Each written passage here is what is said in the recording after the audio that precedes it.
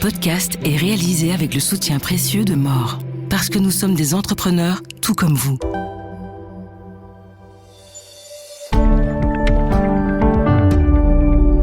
Le shutdown dure toujours aux États-Unis. Est-ce qu'il peut faire cracher les marchés boursiers en Europe ? Mesdames et messieurs, bonsoir et bienvenue dans ce nouvel épisode du podcast La Bourse ou la vie de Trends Tendance. Donc, mon nom est Paul Charlie, je suis journaliste et coordinateur de la rubrique Bourse de Trends Tendance. J'ai ce soir le plaisir d'accueillir parmi nous Mathieu Savary. Mathieu, vous êtes expert des marchés européens auprès du cabinet BCA Research. Bienvenue à vous, merci d'avoir accepté notre invitation. Donc ce soir, nous allons parler de ce shutdown aux États-Unis. Mathieu, est-ce que vous pouvez nous dire quels sont un peu les risques immédiats que ce shutdown peut avoir pour les marchés européens ? Est-ce que le shutdown pèse déjà sur les cours européens aujourd'hui ? Alors, le risque du shutdown est relativement indirect. En soi, il n'a pas vraiment d'impact sur les marchés européens. Cependant, si ce shutdown se prolonge, il pourrait causer des dommages à l'économie américaine, qui est déjà fragile. On voit les chiffres de l'emploi qui se sont détériorés, par exemple. Et dans ce contexte, si le shutdown se prolonge et frappe une économie américaine qui est déjà dans une situation fragilisée, il pourrait augmenter le risque de récession. Et c'est de là que vient le risque pour l'Europe. Car si une récession se profile aux États-Unis, où les valorisations des actions sont déjà très demandantes, les actions américaines risquent de plonger de façon prononcée. Et étant donné le bêta élevé des actions européennes au marché américain, et de plus les liens commerciaux étroits entre l'Europe et les États-Unis, des problèmes dans les marchés financiers américains se traduiront aussi par des problèmes dans les marchés financiers européens. Mais on n'en est pas encore là au jour d'aujourd'hui. Ok. Est-ce qu'il y a d'autres risques à moyen terme auxquels il faudrait penser, notamment peut-être une baisse des exportations européennes vers les États-Unis où l'économie serait au ralenti ?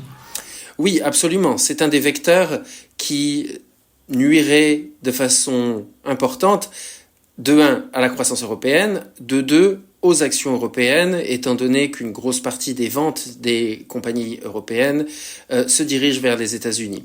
Donc c'est vraiment cette question de la longueur du shutdown qui est ultimement la plus importante, car c'est elle qui déterminera si le shutdown peut causer une récession. Historiquement, on peut avoir un peu d'espoir que ce ne soit pas le cas, étant donné que les shutdowns n'ont jamais duré vraiment très longtemps et n'ont rarement causé de choc économique majeur. Encore, la grande différence aujourd'hui par rapport à ce que nous avons vu de par le passé est que l'économie américaine est déjà dans une position de ralentissement. La croissance de l'emploi étant à moins d'1% par an est historiquement un signe d'une économie qui se dirige vers une récession. Donc une économie qui n'est pas en mesure d'absorber des chocs importants. On se pose aussi des questions vis-à-vis des désirs des républicains, ou plutôt des menaces, devrais-je dire, des républicains, d'utiliser le shutdown pour couper de façon permanente beaucoup d'emplois du gouvernement fédéral aux États-Unis. Ce qui accentuerait les risques qui sont déjà présents dans le marché de l'emploi des États-Unis. Donc il faut regarder un petit peu aussi cette dynamique en termes de potentiel de risque. Nous, à BCA Research, ce qui nous conforte à l'heure actuelle, c'est plusieurs facteurs. Le premier, étant donné que, n'oublions pas, il y a des élections de mi-mandat l'année prochaine, et que les Américains ne sont pas fous, ils se rendent bien compte que le Parti républicain contrôle l'exécutif, le législatif et le judiciaire. Au jour d'aujourd'hui, c'est eux qui mériteront le plus le blâme pour le shutdown, si le shutdown cause de vrais problèmes importants dans l'économie américaine. Il y a un autre vecteur aussi dont il faut tenir compte, la Fed. La Fed commence déjà à couper les taux aux États-Unis. Donc, s'il semblerait que le shutdown se prolonge et cause une augmentation des risques pour l'économie américaine, dans ce contexte, il est fort probable que la Fed accélère ses coupures de taux qui aideront à la croissance des flux de crédit qui déjà semblent reprendre un petit peu de vigueur aux États-Unis. Donc dans ce contexte, c'est pour ça que nous ne sommes pas au jour d'aujourd'hui encore trop inquiets. Mais les risques, je ne peux pas le souligner suffisamment, sont plus élevés que dans un shutdown moyen. Ok, justement, on dit souvent que ce shutdown est un peu différent des autres. Est-ce que selon vous, est-ce que vous avez plus ou moins une idée en tête de combien de temps est-ce qu'il pourrait durer? Non, j'ai notamment vu que la date du 15 octobre était importante. Fatidique est peut-être un grand mot, mais en tout cas elle était un peu importante parce que c'est le jour où il y a plus d'1 million de soldats américains qui attendent leur salaire et donc qui, avec le shutdown, ne va pas tomber. Donc c'est un peu un blâme symbolique pour le gouvernement qui peut-être voudrait essayer de ne pas arriver à cette date. Qu'est-ce que vous en pensez? Oui, il est possible qu'il y ait une mesure mise en place pour financer le gouvernement qui soit mise de l'avant avant le 15 octobre. Cependant, ce ne serait que partie remise, parce que ultimement, la vraie date la plus importante, c'est le début décembre, car c'est pour ce moment-là qu'il faut renégocier tous les termes du Obamacare, qui est vraiment le point sur lequel tout se joue au jour d'aujourd'hui.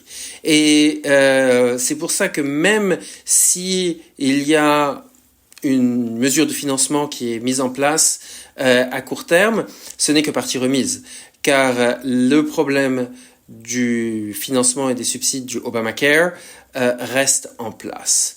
Donc, si le shutdown se termine rapidement par juste une mesure à court terme de financement du gouvernement, on recommencera ces négociations, on recommencera les problèmes durant le mois de novembre en vue de ce début décembre qui est ultimement la date la plus importante, qui est la date qui compte pour les marchés et pour l'économie américaine. D'accord, donc l'incertitude ne devrait pas nous quitter de sitôt. Voilà un peu pour ce qui est du volet américain et international.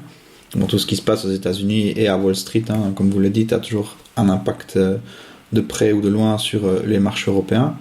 Mais sinon, autrement, l'Europe, de son côté, de ce côté-ci de l'Atlantique, on va dire, l'Europe a aussi son propre lot de risques, notamment budgétaires. Je pense notamment à la France et l'absence de gouvernement depuis lundi, parce que le Premier ministre a démissionné après une vingtaine de jours. Le Royaume-Uni aussi est en négociation pour définir un budget, mais là aussi, cela risque d'être compliqué. Certaines réticences du parti de Labour qui risquent un peu de compliquer l'adoption du budget, alors que des mesures un peu fortes sont nécessaires pour redresser les finances. Donc est-ce que finalement, cette situation-ci en Europe budgétaire est plus grave pour les marchés européens que le shutdown américain? Je pense qu'il faut différencier les marchés européens. Il y a la question britannique d'un côté et la question française de l'autre côté. Donc commençons par la question française. La question française, ultimement, est un problème qui, selon moi, restera en France. Pourquoi? Il y a une multitude de raisons. Premièrement, il est vrai que la situation française est problématique et continuera à avoir un impact sur les bons du Trésor français qui, selon moi, ne sont pas du tout attrayants à l'heure actuelle. Pourquoi? Car personne n'a d'incentif aujourd'hui en France d'arriver à un accord.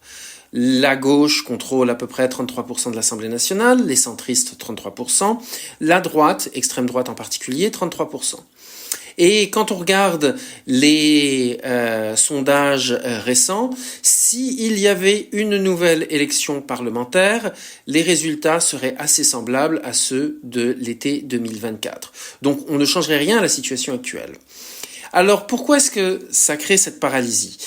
Tout simplement parce que aucun de ces groupes n'a intérêt, d'un point de vue théorie de jeu, game theory, d'aider le gouvernement actuel, que ce soit aussi bien les centristes que la gauche ou la droite.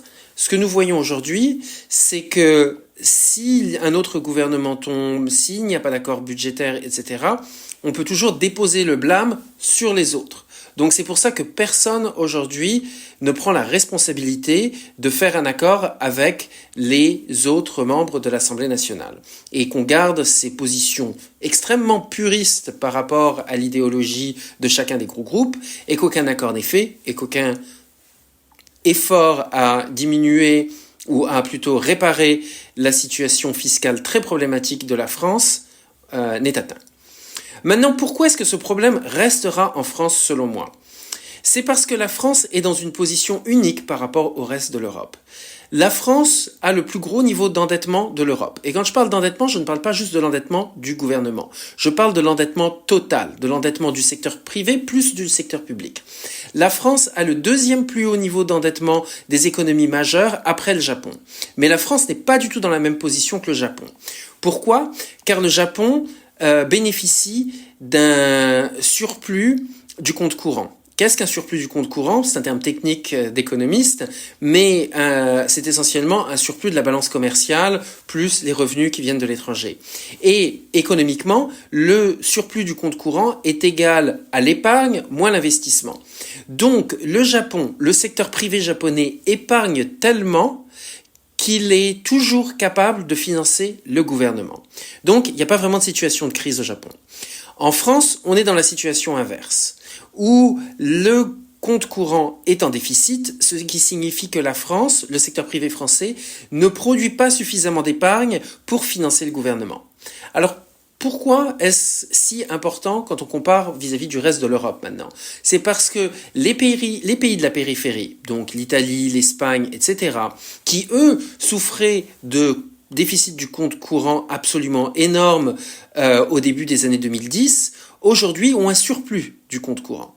Donc ils ont suffisamment d'épargne pour financer leur gouvernement. De plus, certaines de ces économies, comme l'Espagne, ont un taux de croissance beaucoup plus élevé que la France, ce qui signifie que le fardeau fiscal est beaucoup plus simple à financer. D'autres pays, comme l'Italie, ont des surplus budgétaires quand on regarde au surplus primaire, c'est-à-dire le surplus excluant les paiements d'intérêts.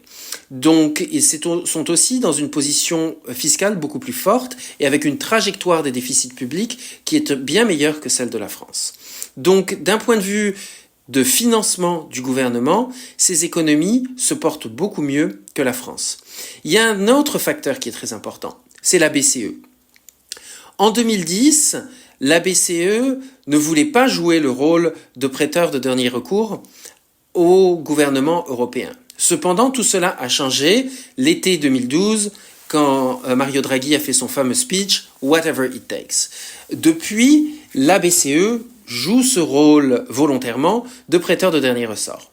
Et pourquoi est-ce que c'est important ? C'est parce qu'elle a mis en place déjà les outils pour éviter une contagion du choc français, ou d'un choc quelconque, aux pays qui jouent le jeu, qui font les efforts pour améliorer leur situation fiscale, comme l'ont fait l'Espagne, le Portugal, la Grèce ou l'Italie.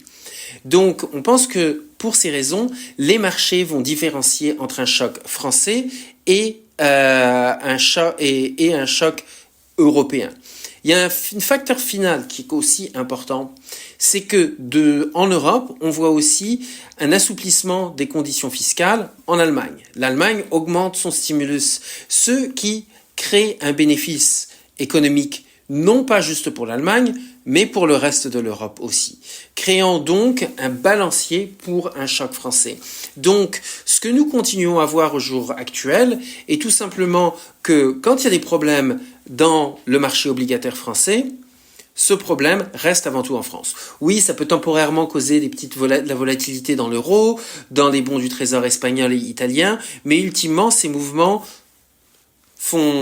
s'estompent très rapidement.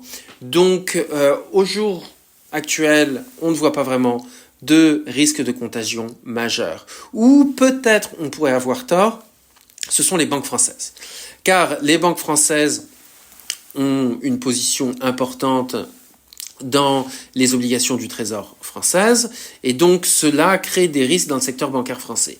Les banques allemandes sont très exposées au secteur bancaire français, les banques italiennes, les banques espagnoles ont aussi tissé au fil des années des liens importants avec le secteur bancaire français, donc on pourrait voir peut-être éventuellement un risque. Mais je pense que ce risque est aussi très bas, car la capitalisation du secteur bancaire européen est forte.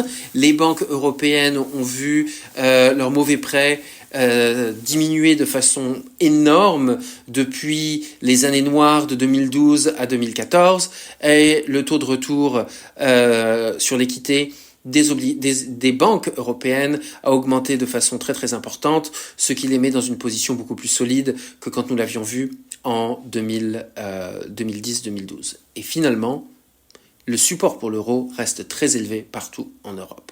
Donc, commencer à extrapoler un Frexit et un Italexit, etc., la probabilité de ce phénomène est extrêmement, extrêmement faible.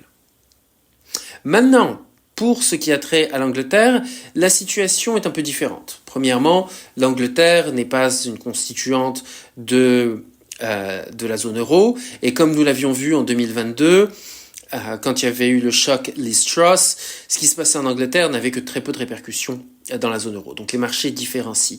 Là, à l'heure actuelle, nous ne sommes pas trop inquiets pour la situation au Royaume-Uni. Et nous pensons que s'il y a une augmentation des taux obligataires liés au budget dans les semaines à venir, il faudrait, de la part des investisseurs, les estomper. Pourquoi ? Premièrement, la situation en termes de déficit du compte courant au Royaume-Uni s'est beaucoup améliorée par rapport à ce que nous avions vu en 2022. Aussi, la situation est fondamentalement différente de 2022. En 2022, en octobre 2022, quand Liz Truss avait proposé son fameux mini-budget, l'inflation britannique était au-delà de 10%. Et le budget de Liz Truss était un budget hautement inflationniste. Ce qui a vraiment inquiété les investisseurs était le risque d'inflation. Aujourd'hui, l'inflation britannique diminue. Nous avons vu aussi qu'il y a un assouplissement des conditions du marché de l'emploi. L'inflation des loyers s'effondre en Angleterre. Tout cela suggère que les pressions inflationnistes sont beaucoup moindres qu'elles ne l'étaient à l'époque, et que donc les risques de créer un choc inflationniste sont nuls. Deuxièmement, le gouvernement travailliste ne propose pas d'augmenter le déficit public aujourd'hui. Ce que l'on parle, c'est de couper le déficit public, et est-ce qu'il sera capable de le faire aussi rapidement que certaines personnes le désirent. Mais ultimement, nous pensons que les conditions de financement au Royaume-Uni s'améliorent parce que, étant donné que l'inflation diminue, la Banque d'Angleterre est de plus en plus dans une position de couper les taux. Et ça, c'est ce qui est important parce que cela signifie que financer le déficit public deviendra plus aisé dans les mois à venir. Mais il n'y a aucun doute que le Royaume-Uni va trouver un petit peu plus difficile de créer plus d'espace en termes de diminution du déficit public que certains investisseurs ne le désirent. Mais selon nous, cela est moins important que l'évolution de la politique monétaire, qui est ultimement la raison pour laquelle nous sommes toujours positifs sur les obligations britanniques. Ok, donc pour résumer un peu, donc c'est des risques qui restent limités aux pays en question, donc les deux pays dont nous avons parlé, la France et l'Angleterre. Merci en tout cas pour votre temps et pour vos réponses, pour vos lumières sur ces sujets et toutes les nuances que vous avez pu apporter, Mathieu. Merci à vous, chers auditeurs, chères auditrices, et à bientôt pour un autre épisode. Merci beaucoup.